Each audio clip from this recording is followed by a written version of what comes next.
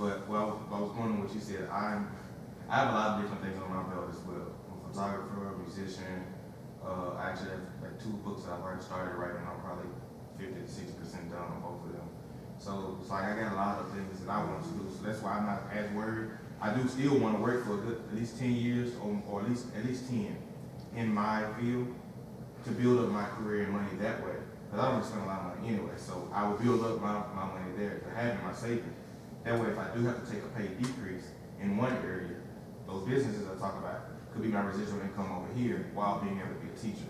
That's my goal. But of course, I know I won't be able to do everything, so I'm trying to find out the best way to work it together. But I still do mentoring outside of that, and like I said, I wouldn't mind doing part-time adjunct professorship in the evening. So one of the things, I'm gonna jump in there as a faculty member, that you gotta understand, and you are exactly right, because it took a lot to go from corporate America to higher ed, and even more specifically, which higher ed you go to.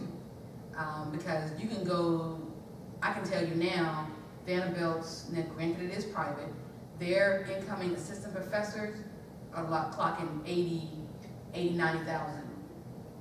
First time assistant professors here at TSU, 50. You know what I mean? So there is a difference in where you go.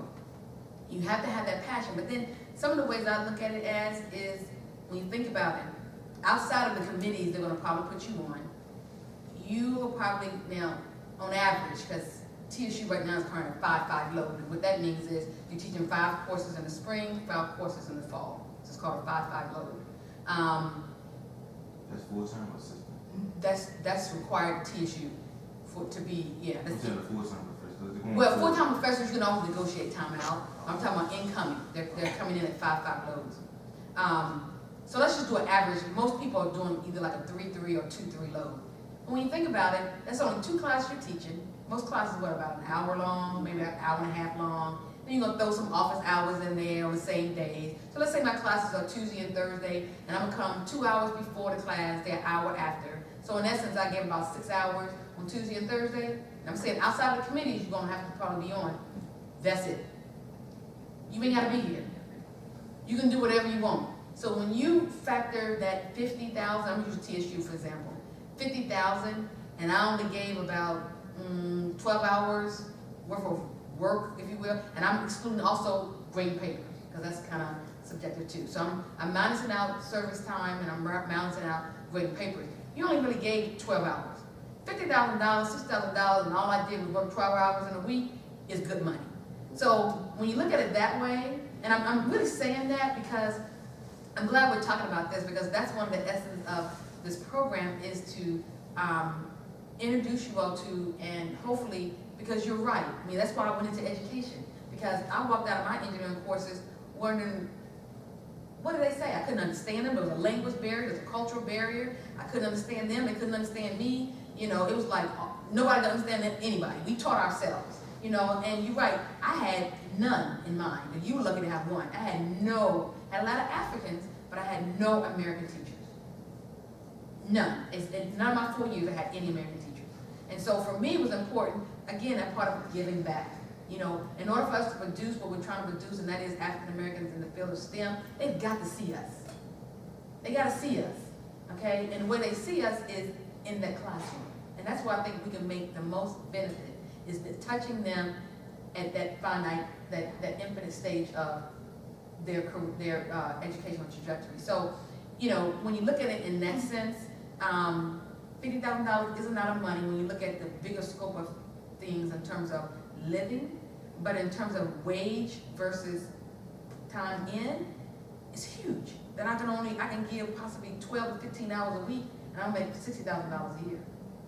Okay. And there is a difference too when you talk about your higher, you know, research one institutions versus the others. They put more research and they're more stressed because of that. They have more grant money and all that stuff, so they can afford a little bit, you know, higher pays. Right. So down Vanderbilt, whereas TSU's is like a 4-4 or 5-5, Vanderbilt's is like a 1-2.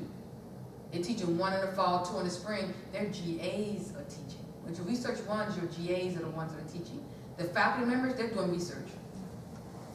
They're not even in the classrooms. It's the GAs. Yeah. So again, it depends on what track you're going down, what schools you're trying to go to, and what your ultimate goal is. But in saying that, I see we're coming up on time.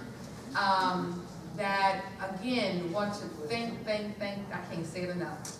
It has been monumental. I wish that, and we knew, it's some of the things that Jed and I talked about has been kind of problematic in terms of getting students to come out during the day because they have classes, a lot of them are teaching, and then this is a university that's mainly transient, so a lot of our graduate students don't come to after they get off of work, and we really haven't really narrowed down a good time or day to make it feasible so that we have a good number. But like I said this morning, if you only touch one, it doesn't matter if the room is packed, standing room only, or whether it's only 3.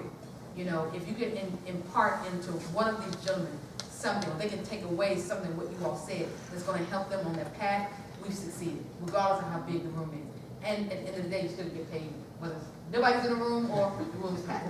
I also want to say real quickly, so just to bring it full scale for these gentlemen, and for you all to know, when we wrote the grant this last time, we included physical therapy. So, before it was just biology, chemistry, and engineering. We folded physical therapy into the program. So this is our second year. So last year was the first year of the new grant.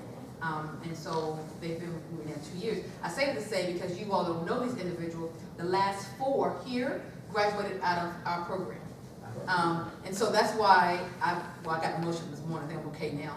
I got so emotional this morning because it's so good to see the fruits of the labor of the program. And to see, I look forward to you all finishing and us bringing you all back. It's just so good to see. And of course, they're not the only ones. We have many more. But these are the ones that are really came in and helping her to understand where the problems were. Yes, near and dear to my heart. They didn't mind my thumb on the back of the neck because I saw the potential. I'm hard on them too. I'm really hard on them too. So just to let you all know that the 4 down here graduated out of our program. Yeah. What I can say though is any opportunity she gives you to learn something, learn it. Because it does help. Thank you.